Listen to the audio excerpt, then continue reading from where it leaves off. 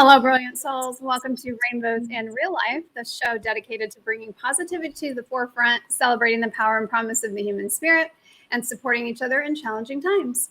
We believe when we join together, we all live better lives, and we're exploring ways we can do that in today's ever-changing world. I'm Pamela Aubrey, and I'm here with my rock star co-host, Christopher Rausch, the No Excuses Coach. What's happening, Pam? It's great to see you. Thank you, and fabulous to see you as well. How are you doing tonight? Thank you. I'm good. I just got through with a 3.5 hour marathon writing session for the book. And yeah, it's good stuff. I'm finally graduating to another part of the book that will give me an opportunity to think about different thoughts than when I was in my childhood. So it's all good. And I think I'm on track to get the rough draft done by the end of May. So nice. I'm good. Yeah. I'm good. How about you? We're here with one of your friends tonight. So we're talking about something that I know is near and dear to your heart. We're here with Serena Bufalino. So welcome to the show, Serena. Serena's in the house. Hello, Pamela, Christopher. I'm super excited to be here, and thank you for having me. I know we spoke about this for a while, but now is the time. Yeah, exactly. Everything happens in the right time. So great to have you here. And we're really just focusing on help heal humanity and the great work that you guys have been doing through this organization. So while we're in the midst of that, though, we like to have a little fun. And I know that you've had kind of an interesting life story yourself. So if someone wrote a book about you, what would it be called?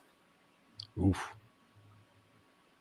I would know something about resilience or like hustler. I always say I'm a hustler for humanity.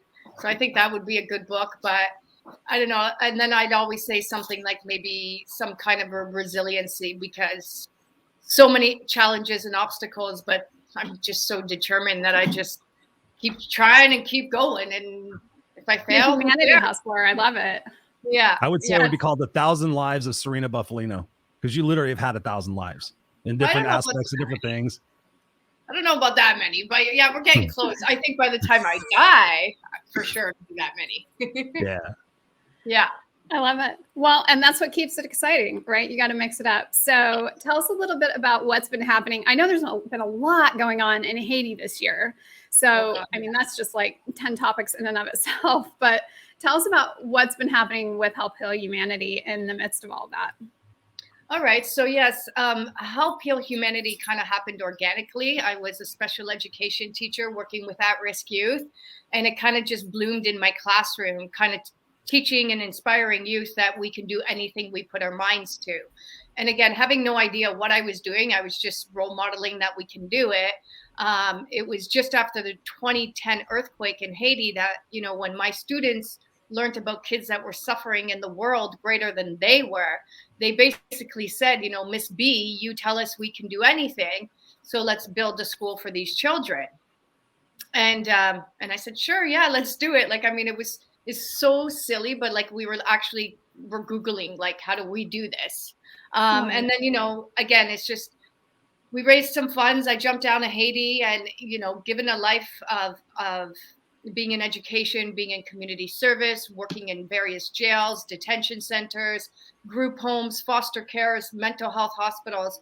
I've kind of spent the majority of my life in kind of hard to serve areas. And then when I jumped on the plane and I flew to Haiti, I was like, my entire life again shifted perspective, because I never would imagine that a place like that would exist in the world today. And even as you said, like, even I've been there for 11 years now, and Help Heal Humanity formed based on building that school there. You would like to think and imagine that it's getting a little bit better year after year, but that's just not the case in Haiti. So again, long story short, raised the money, took a lot of years to raise the money to oversee the construction of the school.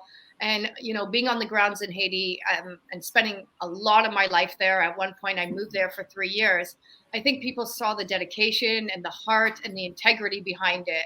And it wasn't like I had a big plan of action. It wasn't like I knew exactly what I was doing. I was just like, look at me, I'm here, I'm trying, and you can help, and we can do it together. And that's kind of how it took off.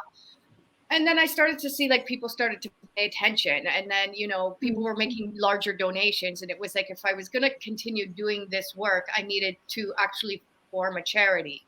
So in 2018, the end of 2018, I took a step back from my teaching career to start this non-for-profit, which is totally volunteer ran, right? So Christopher is on the board of directors in the USA. We're registered in Canada.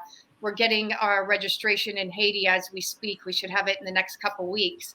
And we are doing work in Spain. And all of this is just an idea with a lot of amazing people who are coming together to donate their gifts, their talents, and their resources to actually make a difference in the world. So nobody is there because there's a paycheck, even though I think we would get a lot further with paid staff. And we're just doing the good work and the good deeds and hopefully slowly impacting communities, children and youth. Right now, not on a huge scale, but over time, hopefully we can be doing it successfully globally. Wow. So I know, like you said, you and Christopher have been working together this last year. So tell us about some of the things you all have been working on. So the majority of the 2019, we were doing, at least here in Canada, we were doing large events to raise money for our school in Haiti. In 2020, we got our USA board happening. And then that took a while to get our full 501c3, to get our compliance. It's much different in Canada than it is from country to country, but the USA is actually a lot more difficult because it's not just getting your charity status or receiving your 501c3. You have to actually get compliance from every single state, and that just takes a lot of time and energy. So we spent a lot of time getting that all set up. We started running some, local programs where I am going into various schools, both virtually, online, and in person, where I'm promoting, help heal humanity, because we are an education-based charity. I do believe in education, but I also don't believe that education is the end-all be-all. And I do feel like the curriculum that teachers are teaching is what the government and we're mandated to teach, but I don't feel like people are teaching the life skills, the social skills. I don't feel like enough of, just, learning about ourselves, our feelings, our emotions, healthy relationships, how to respond to what we're thinking, how to respond to our family, our friends, our community, how to respond to bullying, self-love, self-respect. And so to be able to go into the classrooms, which is what we're doing now, and start to inspire youth, that give them the tools and the resources to understand that they're capable of great things, that they can actually follow their dreams. Because a lot of people don't say, when even my students, when they'd be like, Miss, I want to be this, or I want to be this, but my mom says, I can never be that. Like crashing kids' dreams before you even give them a chance to try, and that's something else I think is so important, is teaching youth that messing up and getting it wrong is actually part of the process. So instead of feeling sad and bad or angry about it, it's just actually a learning step. And right. I think, Chris has a very inspiring story. And I feel like, I spent my whole adolescent years in principal's office because I wasn't your typical learner. So when you can go into these kind of environments and show kids, I was like you and I struggled, or I didn't do good, or I was told I was never going to amount to nothing. And with hard work and discipline, actually, you can do anything, and just start to give them a different way of thinking. Because I think that's what's missing is being able to trust your instincts, trust your guts, be able to have the courage to go for something, even when everybody's saying it's not going to work, and be okay to mess up all the time. And as I always say, be comfortable with being uncomfortable. Right. So we're focusing on that education piece. And then, this year, because Haiti is our main project country, there was another massive earthquake in August.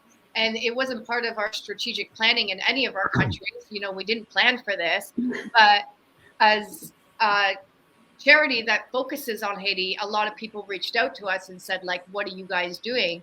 And, within weeks, we had raised funds, we had raised awareness. Wow. I was on the grounds in Haiti, which is really sad reality, because Help Heal Humanity was one of the first response teams. Wow. That to me is like, really sad, you know, in the grand scheme of charity and of charity work, we are just like little seedlings that are still like in the dirt, and we should not be one of the first response teams in Haiti, right? And then just, that was another thing. Everybody's like, don't go down there. You know, there was just an assassination of a president. There's gangs taking over. There's the earthquakes and they're still trembling. There's storms. There's chaos.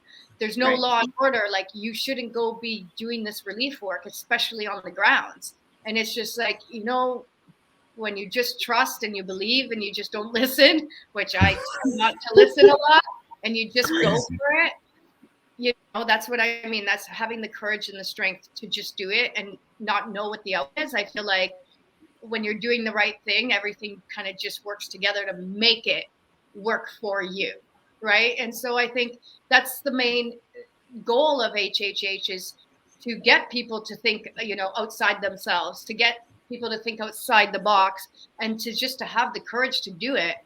And you know, what's the worst thing that's going to happen? You're going to fall, you're going to fail. Who cares? You tried. It's better to try and fail than never try. So I'm doing all the talking. Chris, sorry. I feel like I just No, what I want people to know, the thing that I was most surprised about and since we're focusing on Haiti, the thing I was most surprised about when you were talking about this is, in my mind, I thought, okay, Haiti's a country that needs a lot of assistance. I mean, government, you know, systems wise and everything else. So I thought in my mind, charitable organizations going down there to help feed their people. I thought, oh my God, you know, they'd be welcoming them and like giving them carte blanche, like, hey, come take care of our people. Tell people about that experience, because I was mortified when you started sharing with me how challenging and difficult it is actually to get relief efforts down there. Oh, and especially right now, like Haiti as a whole, with all the current political problems, is extremely dangerous. So like 10 years ago when I first started, I had to deal with people that you want to trust, you know, people that, you know, say that they're trustworthy, and, you know, and you want to work with them because they say, I'm running an orphanage, I'm running a school, I'm helping the kids, I'm all about the kids.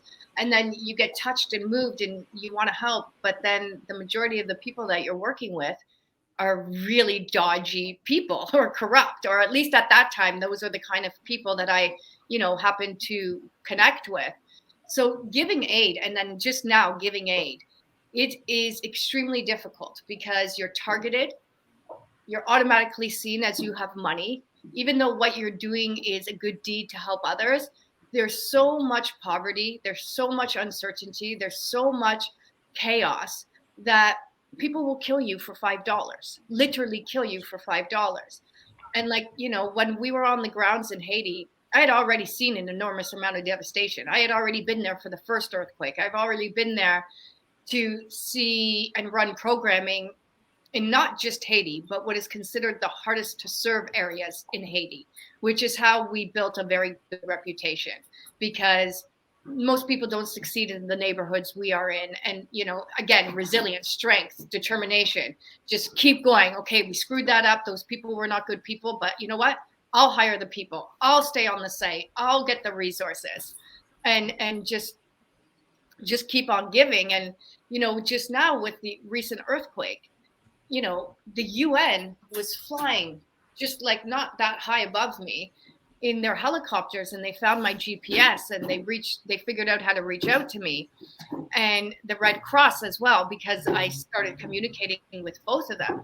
And they were like, what are you doing on the grounds like that? Like, you shouldn't be on the grounds, like your safety's in jeopardy, and like you need to stop doing that. And I'm thinking to myself, I need to stop doing this. You need to get out of those helicopters and come down here and join me, because you have millions of dollars and we just have thousands of dollars, you know? And that's the main thing, you know, is if you're working with good people, if you're working with integrity, and if you're working with people who want to do good, it doesn't take a lot of money. It doesn't take as much money as you think it does. And to see what HHH is capable of doing with people who are all showing up, and they're all showing up because they don't want to get paid. They're showing up because they believe in our efforts to help their communities. And, you know, in return, they just asked for a meal. That's the magic. That's how HHH gets away with it, is we're not going in there like, you know, a big squad. Also, you know, like foreigners or, you know, international charities coming down here and saying, you need to do this, this, this, this. we're like this. We're like a peanut surrounded by all the Haitian people, all the Haitian communities. And they're just telling us what they need to be successful. And we are just that tool to facilitate what needs to be done. Right. So yeah, so amazing. I mean, I want people to understand. I mean, you guys are still, I mean, going back to what you were saying earlier, you're still putting yourselves together. Like, I mean, as much as you've formed this nonprofit, you're still forming it. And yet at the same time, you're taking on all of these other issues. And so really extraordinary what you were able to do with the resources that you had. And fortunately, obviously, you had some great resources and people supporting you. But all that to say that, you know, this obviously what has been a major endeavor kind of like from the beginning. So tell us a little bit about, you know, how can people learn more about this? How can they find out what's really going on and what you're doing, how they can be a part of it? Yeah, no, definitely. I'd say, you know, go to our website, which is helphealhumanity.org.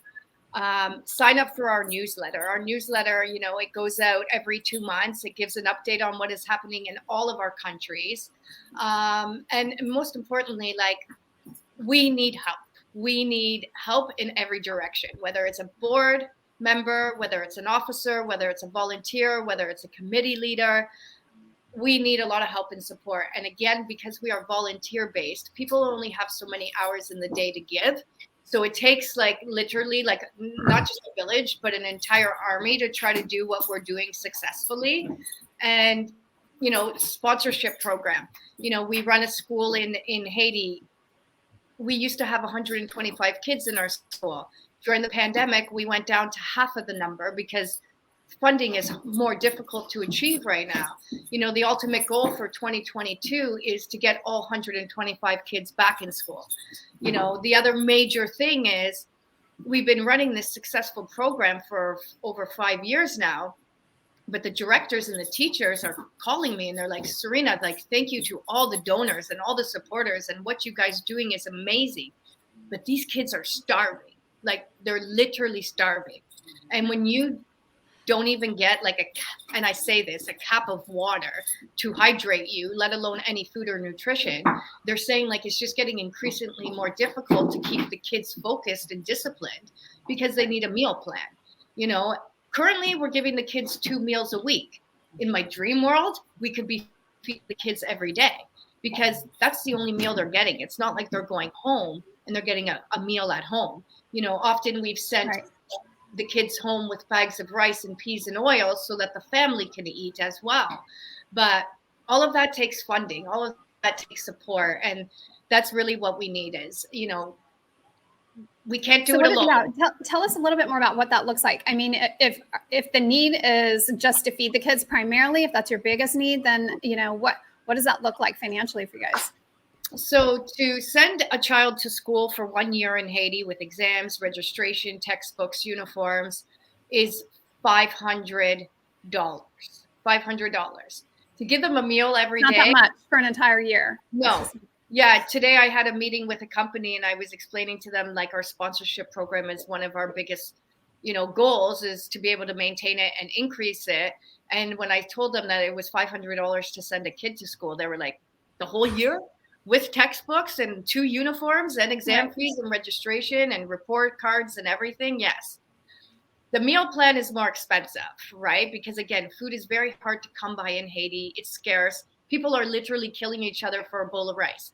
I've seen it. I've seen it multiple times where we've done feeding programs and the lineup is like outrageous. You know, we might only have enough to feed 3,000 people and 10,000 people show up. You best believe a massive war happens. And, you know, as it could be as sad as gunfires coming out. And, you know, and that's just for a bowl of rice. So with the meal plan, it's an extra $5 a day per student. Right now, we're collecting funds for both the tuition fees and just the meals. And every dollar counts. So if you only have 20, you can go right again. It would be under our sponsorship program, and you could donate as little as $20 to get a tax receipt, and as much as you want to help send the kids to school with food. And again, you know, that's what we are hoping to do is be able to feed the kids. Like I need to go to the Sure. bank tomorrow to send the payment for February and March. And that's it. So it's whether it's volunteering your time, go to our website. There's a volunteer where you can volunteer, what positions we're looking for, or how to just get involved. And then if you want to sponsor a student, you can sponsor a student. If you want to sponsor meals, you can sponsor meals. If you want to, sponsor some of our workshops, you can do that. It's a variety of things that we're doing, and we're trying to also, be respectful to the fact that we are registered in Canada, we are registered in the US, soon to be Haiti and Spain, and we want to also ensure that the funding that we're collecting is also going back into our communities. So we're not sending it all to Haiti. So we're starting feeding programs, in various states. We have some happening in Baltimore and Chicago. We'd like to spread that out. I think it's all very possible, but without the people and the funding, we get stuck. And sometimes I've learned my lesson, and I keep learning my lesson the hard way, taking on more than we can actually chew with such a small group. But, when you are surrounded with the right people and the right heart space, we do somehow pull it together and, make it happen. A lot of times it's in panic mode, but but it happens. It's happening. It's happening. Yeah. Yeah. Well, and $5 a day. Okay. So, it's like maybe consider, giving up your Starbucks for a few days a week and feed a child. Yeah. I'm just throwing it out there. It's, it's an option. I'm not saying, that's necessarily what you need to do, but you could do it if, you wanted to see slow changes coming about in a country that obviously desperately needs that. One of our 22 projects that I haven't really shared with any of the boards yet, but I have been working on for quite some time now, and it's taken a while to find the right people to do it. But we're looking at building one of the first trade schools ever in Haiti, and it's starting to come together, which, it's been a long time coming with the right people, the right groups. We're getting the floor plans, to be able to know that you were part of, doing something extraordinary for a country that everybody has forgotten about. I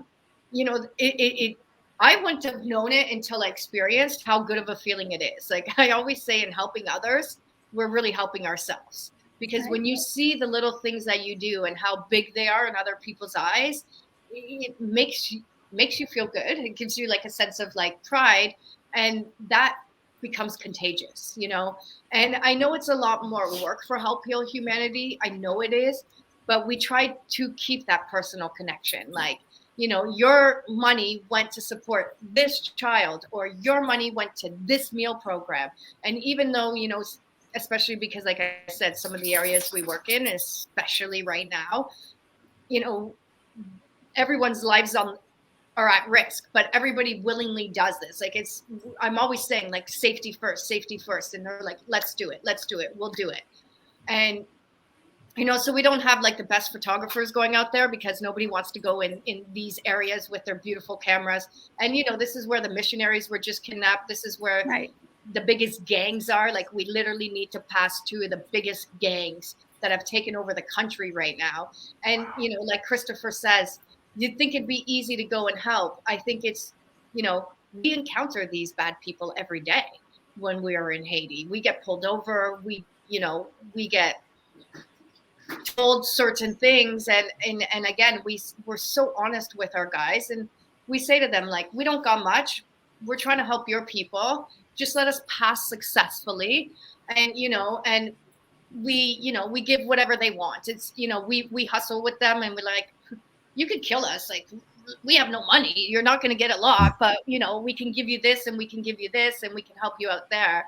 And that's, that's really well, and they probably have some incentive to keep you alive, frankly, because they're probably hoping you're going to come back with more at another time. Well, they end up then keeping us safe, because without being able to cross those borders, and that's why a lot of people can't go and give that international aid. You're going to stick out like a sore thumb, especially, I'm sorry to say, especially if you're, if you're white or if you're not of color, you're standing out. And that immediately says money, regardless of whether you have it or not. And then, I mean, there's people looking for you, like steps and steps ahead. There's people talking to each other. There's somebody coming in a truck, and there's these kind of people in it. Pull that truck over, get them. On my way home from the emergency relief, I ran into some of those situations. But again, this courageous heart of mine, it was like, come on, guys, like my heart, my personality, a little bit of shits and giggles, a little bit of hustle mentality. And before you know it, they're like laughing at me and they're like, yeah, okay, sister, go, go, go, go. Right. So I think it's, It's my Serena. Can other organizations, do what we do? I don't think so, to some degree, because they're not willing to take those risks. They're not fully immersed in the community with the community there to support them. Right? These big organizations, I think, are doing good, but they're also going in like large and in charge. And even though they're helping, they don't have that community behind them to say, when the bad people come, no, you can't hurt her. No, you can't do that. She's here. She's for the people. She has nothing. What are you going to do? And they come and they support you and they make it okay for you. So, that's really what it is. And I'd love, we're not doing it right now, but, if you come on a volunteer trip, or even if it's a local trip, if you start to actually come out with us, serve the homeless, see what's in your backyard, make, a sandwich for them or come overseas with us. HHH doesn't have to do anything. That experience does it all. And what you do with that experience is going to determine your next steps. I find that so many people get so scared and then they come out there not knowing what to expect. And then within minutes, like, people are taking off their coats and their boots and they're giving them, and they're making, and I always have to like kind of prep people too, because depending on the situation, like, you just get in it in the moment and it kind of takes over you and it moves you and you don't even know what the hell you're doing. And that's kind of what happened to me. I just roll up my sleeves and I start helping, and you just do what you got to do. And then all of a sudden you take a step back and you finally stop and you reflect and you're like, what the hell just happened? If anything, it makes you a better person. Like, you cannot see and experience that kind of stuff in the world, that degree of suffering, even in your backyard or overseas, like in places like Haiti, you can't see that and not be affected by it. Even if you say, oh yeah, you just see the videos, you see the footage, you see the pictures that you took. And one of the heartbreaking things that I got to tell people about when you told me this is, I said, do people mind you taking their pictures? Because you sit there and we saw some of the footage that Serena was taking, and I'm like, do they mind? I mean, you're kind of being invasive. Do they think like, oh, you're trying to glamorize us or something like that? And tell her what you said to me about taking pictures. And then I want you to talk. I want to shift gears for a second. I want to talk about all the work that you're doing there in Hamilton, Ontario with the homeless. I want you to talk about, the perspective that people may have a misunderstanding about the homeless situation and the things that you've seen. So just a little bit of a two-part question, but I would love for people to hear what the reaction was when you said, let me take your picture. So when we arrived in Haiti again, we went to Jeremy, which was the second largest city affected by the earthquake. And there was nobody in Jeremy. So that's why we decided to focus on that. And again, I feel guilty taking your pictures and taking videos of you, but I would show up and it wouldn't even be me. It'd be all the HHH volunteers. We were a group of about 25, and we'd pull the community together. And the guys would say, like, we're Help Heal Humanity. We're very small. We don't have a lot of money. What we're trying to do is get the story out there about how much help we need. So today we can feed you guys lunch, and we can give you some peas and rice and oils. And if any of you are willing to come and photograph you or tell your story, we can't promise anything except for we're going to try to get that story out there so that we can continue to help. And I mean, I'm strong. I cried behind that camera so many times. I couldn't hold it together, and usually I can, because I'd have the translator there, and we would be like walking through rubble, like complete rubble, like shambles. And there'd be a mother like crying on top of the roof. And she'd be like, I have a husband and 6 kids down there. They're all dead and I can't get them out. And I would do anything if you can just help me with a tent or a tarp. Like when they ask for something, that's what I mean, is like, I start crying on the other end, because what they're asking for is so basic. It's so small. They're not asking you for $100,000 or to build them a house. I was going to say things that most Americans can't even fathom asking for. Yeah.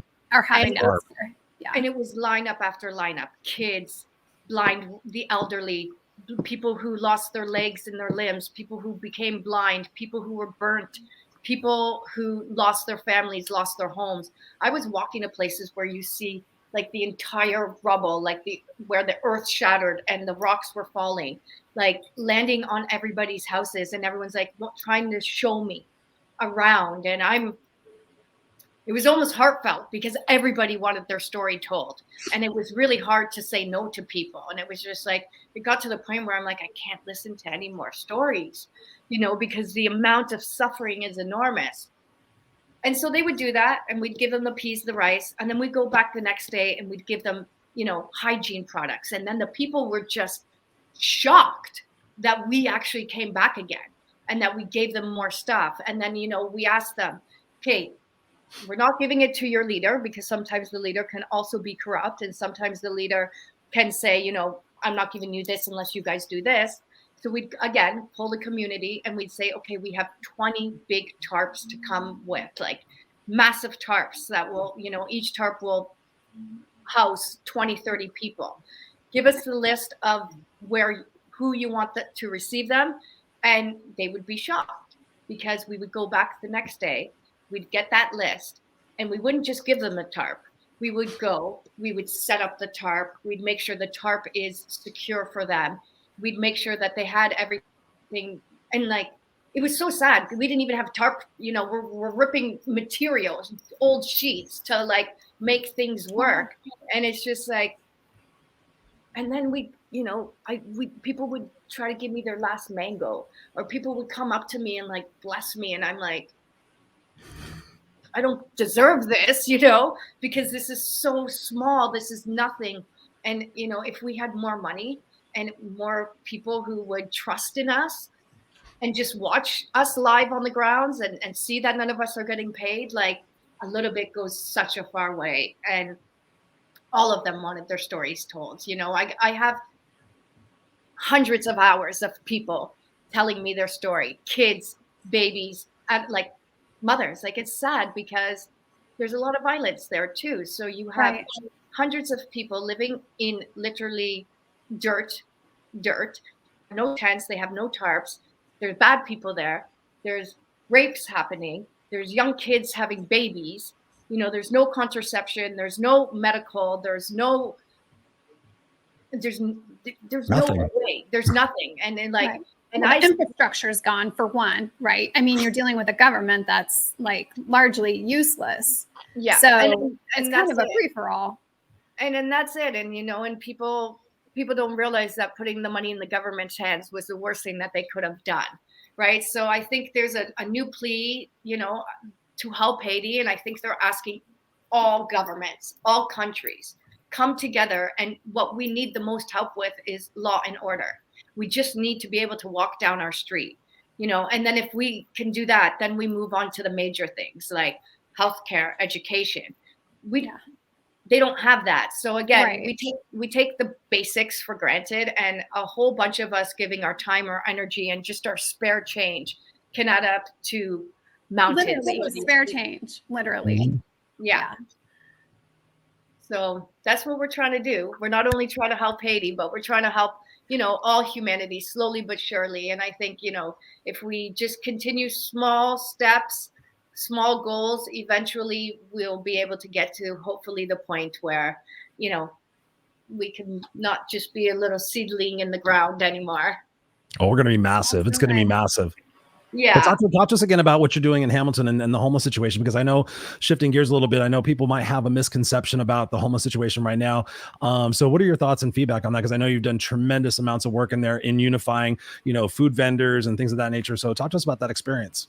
So, yeah, I mean, especially like I was born and raised here in, Hamilton, Ontario, Toronto, Canada.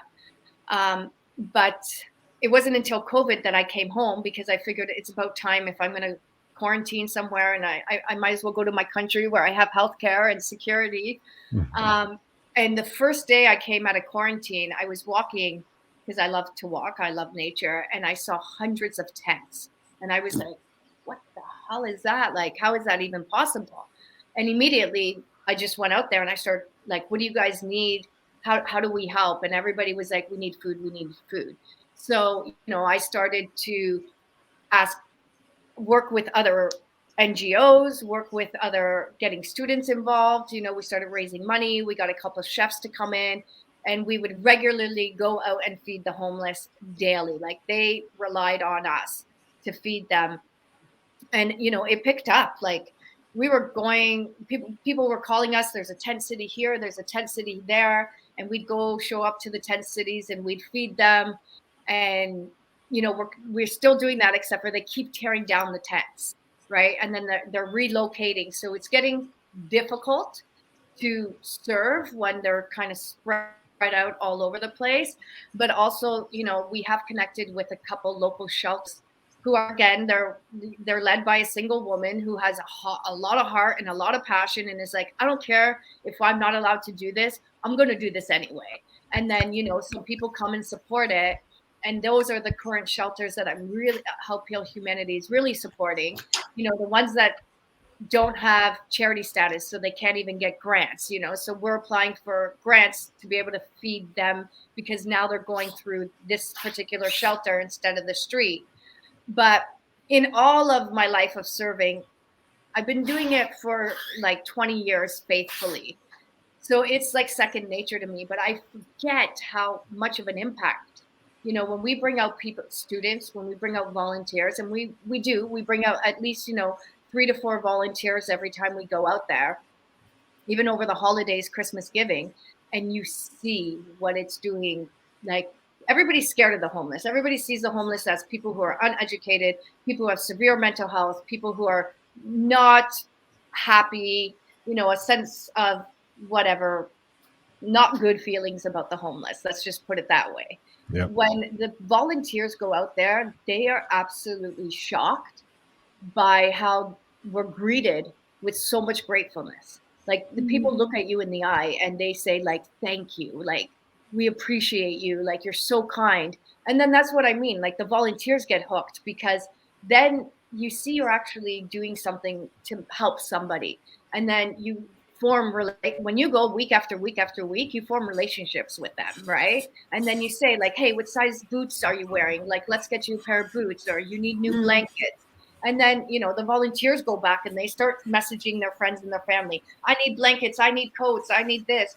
And then they keep going back out, because the image that they had of them and their perception of them versus what the reality is completely changed. And when people realize these are humans who are struggling and they just don't know how to get back on top again, and they don't have the resources like we do, and that we can actually be able to be the light for them, it starts to lift everyone's frequency, and everybody gets something out of it. So I think that's such an important point. Like, I don't want to gloss over that even a little bit, because I think in America, we are so accustomed to our way of life, and we are so comfortable that it's never really enough. You know, we always think there's something else I should be, there's something else we're always looking for all these things externally to make us happier and make our lives better. And meanwhile, if we would stop for a moment and think, you know, maybe I just need to do something for someone else. What if I took my energy and invested it somewhere where I can make a difference? Yeah. What would that be like? And that's the key, is most people aren't thinking that way, but that is where the big shifts happen to you personally. And that's where you see this new side of you that you didn't even know was possible. And if we can start to get people to think that way, it will shift their perspective on life in general, right? And that's what it is. It's the basic human needs, and knowing that you have these gifts inside of you, and you can give that and pass that on to others and inspire and motivate others. And if we do that, I constantly say the entire world can change based on kindness. Just doing it because you can, and because you have the heart and the spirit. And I'm telling you, if I tried to think about it, if I tried to plan it out, if I tried to have all the answers, I would have never got started. But as you get going, it starts to present itself to you. And that is, again, that's when the magic happens. So like, just do it. I don't know how else to explain to people. Just get off your ass. No. It's true. And, you know, I mean, if you stop and think, what if all of these things happened in America? What if it was you in that situation? You know, and what would it be like to have someone come and say, let me help you. Let me help you find something to eat today. You know, I mean, it's like when you put it in that light, you really have to think about it. And it, you know, the other thing that I could never be miserable a day in my life. I can't. It's impossible. No matter what obstacle is thrown my way. When I see people like in Haiti or in Cambodia and Africa, when they wake up with absolutely, literally nothing, and they have these beautiful smiles, I'm like, what are we doing wrong in the world? Like, why is America the most unhappy country in the world? Right? Yes. And yet the most prosperous, quote unquote. Yeah. And that's why we need to come together and fix that. One step at a time. I mean, but to your point, Serena, I mean, that's one of the things I learned when I first started getting into coaching is I didn't care about the money. I just wanted to help people. And one of the things I figured out is I was after I saw the movie Pay It Forward with Haley Joel Osment, and I was like, okay, I could take my gift of being able to coach people, and what I'll have them do is I'll have them go do 3 nice things for a complete stranger, come back and tell me about it. So I was like, was my fee. And so I would coach them for 3 months, and I'm like, okay, within the 3 months, you got to go do these 3 things, come back and tell me about this. And I thought, okay, I'm doing this, and I felt really good. And I thought it was going to be my coaching that was going to help them the most. But to your point, Serena, they would come back to me like, man, and just that perspective shift of gratitude of what we take for granted on a daily basis. You know, I tell people all the time, they're like, oh, I'm having a bad day. I'm like, did you happen to go to any place in your house and turn a silver faucet and hot water came out of the fucking wall? That's pretty amazing, right? You know, and they come back with those shifts like, wow, you know, when I have extra food and I throw it away, I feel bad now. And I, you know, just having these awarenesses that you're right, that they're normal people, that they've gotten into a situation that they can't get out of, and they just need some people to believe in them, to help them, to give them a hand up. And I know a lot of people disagree with that, but at the same time, you never know until you're in that situation. I was in that situation. I was homeless for 4 years. You know, it's not as easy to, you know, when you say come up with the first, last, and your deposit, and you're barely making enough to feed yourself every single week, that's impossible almost. You know, so it's crazy. So to your point, whenever people are feeling down, I'm like, go do something nice for somebody else, and I swear to God, you will come back a different person. It's true. And you know, even when I work with other charities, it's like, you know, I'll put my time and effort into giving somebody off the street those services because I know that those people will be able to better help them or guide them, right? So it's just about sharing contacts and resources. Maybe you can't do something yourself, but your word of mouth can mean a lot, right? Yeah. And again, people don't realize that just that in itself is a big deal. You know, like all these little things that seem so minute and like they're not going to make a difference in this world. It's actually those things that make the biggest difference. You know, it is those random acts of kindness. It's those, you know, words of advice. It's, you know, being there to lift somebody up with expecting nothing back in return, that everything comes back to you tenfold. You know, stop thinking about the money in the paycheck and think about the services that you can do for others. And in a weird way, you know, that money or that goal will start to come to you because you were open enough to share, you know, sharing.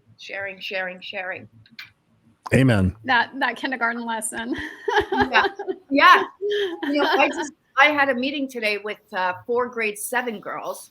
And, you know, last year they were in grade 6 and they raised $8,000 in a couple weeks for us. And then, you know, this year they have this whole new model that they present to me today. And I was like, I'm like, you girls are so incredible. I'm like, you're in grade 7. I'm like, we also can even go bigger. Like we can record everything that we're doing. And we can that needs to be a full-fledged campaign right there. Right. And we can send this to all the other grade 7 and 8 classes and be like, why aren't you guys joining us? Right. You know, and that's what it is. It's like these kids that are still young. And I mean, life is so hard today with Instagram and Facebook and all these, you know, Snapchat and that. But if you can channel their energy into, you know, their greatness. And again, kids love like, what, I can do something to help somebody else. Like, what do you mean? Show me, teach me. and then, you know, guide me. And then as soon as they get that or a taste of it, like, I mean, they're coming back for more. And I'm like, girls, man, whatever you guys want to do, I got your back. We just got to get the teachers and the administrators to agree with what we're doing. Right? It's always the adults that you're dragging along behind you, right? Yeah. Well, you know, and I've told this story before, but, you know, I grew up a minister's daughter. And so I would sometimes go with my dad to visit people who were like shut in, you know, it was really from a pretty young age, 6, 7 years old. And, you know, that was such an important part of me becoming who I was, because it exposed me to things at such a young age. I realized just exactly what you were saying, is that you have this power as an individual to make a difference in someone else's life. And that is such a powerful lesson for kids to learn. And when you learn it, you don't forget it, you know, I mean, and so for us as adults to understand that it's kind of our responsibility to help our kids realize, look, you can do powerful things in the world, and this is how you do it, you know, and to let them experience that is really an amazing thing.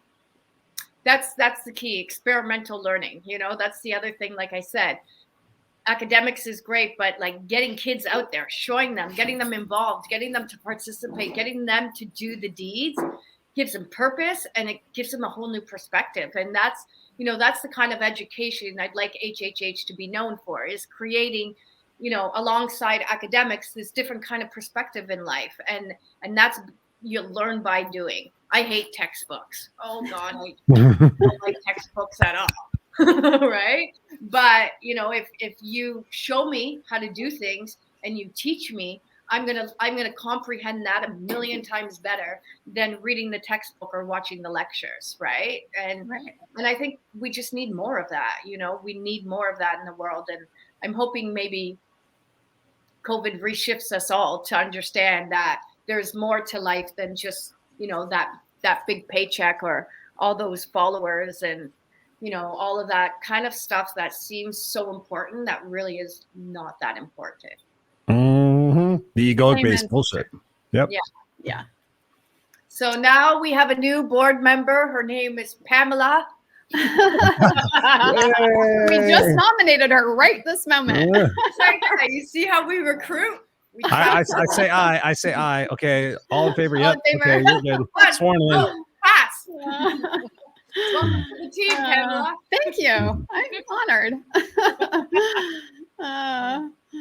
No, but really, I mean, and I think that's kind of a fun way of just saying, look, that's how easy it is. Like, it really is. Just like, make yourself available and just go, hey, if, you know, I have an hour a week, or, you know, or I have $10, you know, whatever, it doesn't matter.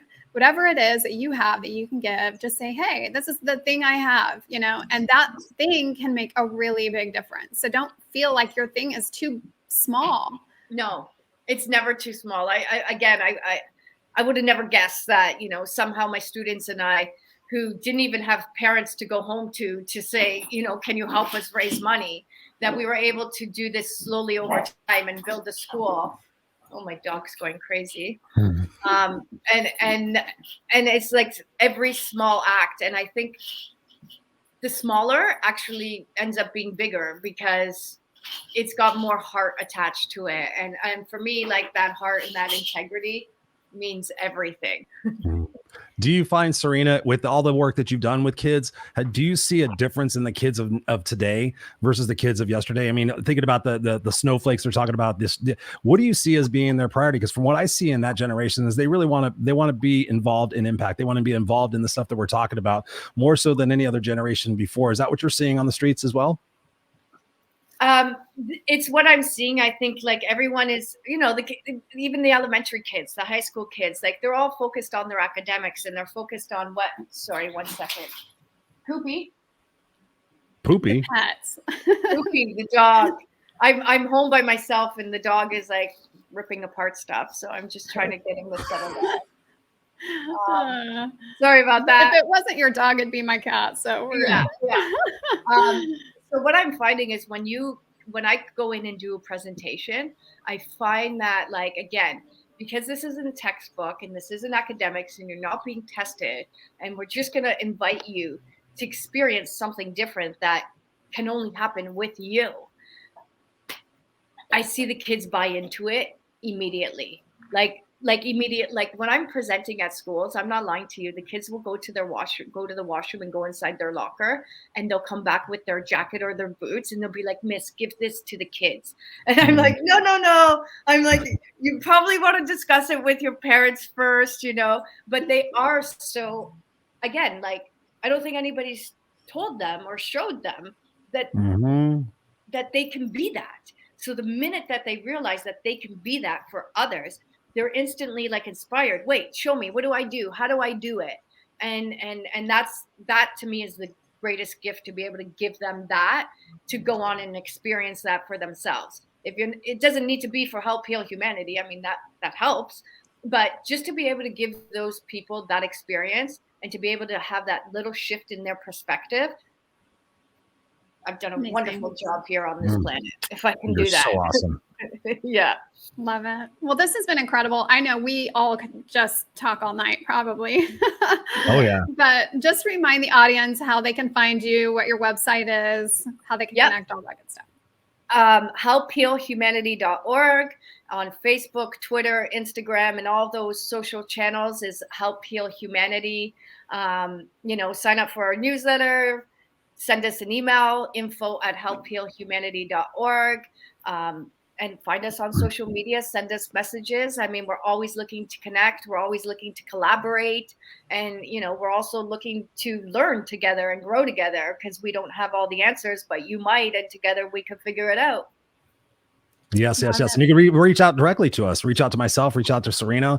I mean, it's all about that community. So if you're watching this, whether it's live on the replay and you feel called to do more, just reach out. I'm happy to walk you through the website and walk you through what it is that, we stand for and what we're about. I mean, that's one of the big things that intrigued me so much to be a part of this organization, is first getting to know Serena. I had our fellow mutual friend, Patricia, said, you need to meet this girl. You need to have her on her show. She's remarkable. Had her on my show. And I was just like, oh my God, whenever you do something in the United States, sign me up. And she's like, hey, you want to be on the board? And I was absolutely, because, when I think about nonprofits and I think about donating money, you always wonder, because you hear those news reports, like, where's that money really going to? It's like 25 cents is going to feed somebody, but the other 75 cents is going to the guy that needs, 17 bedrooms in his house, and finding out directly from this source right here, all the sacrifices that you made, the teaching career that you left behind, the lucrative situations and the time off that you had to say, listen, I'm going to do this. And obviously what you shared today, that was like, hell yeah, I'm on board. Because without a shadow of a doubt, the sincerity and the heart of Serena's mission and everybody that she has on the team,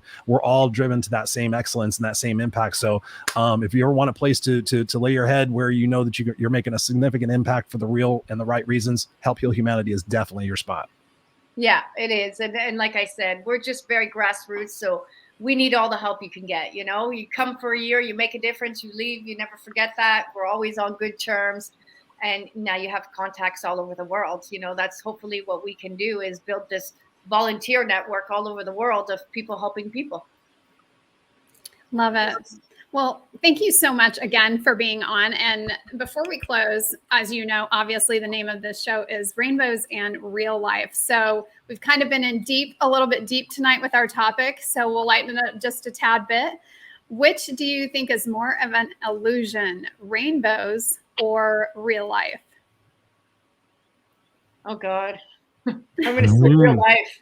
Real life. I think everyone is trying to be, I think, somebody that they think they're supposed to be, and not really truly being who they're meant to be. Amen. Love it. Yeah. Well, and thank you again, all of you out there in the listening world. We appreciate you so much. Such a joy to have you with us, as always. And we look forward to seeing you again next week. So goodbye, everyone. Take care. Everyone. They kick ass. Yes. Help Heal Humanity. Help Heal Humanity. .org. Bye, everyone.